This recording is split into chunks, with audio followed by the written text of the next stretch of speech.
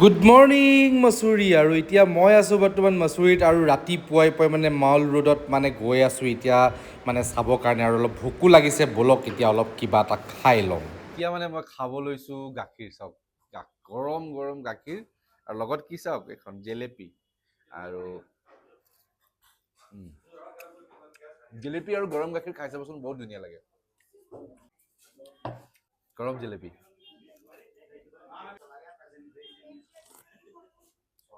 মজা মজা মজা বহুত ধুনীয়া গৰম গাখীৰৰ জেলেপি খাই চাব বিৰাট ধুনীয়া লাগে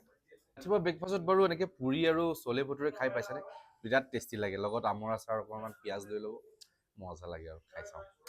গৰম বহুত গৰম এটা বাইট লওঁ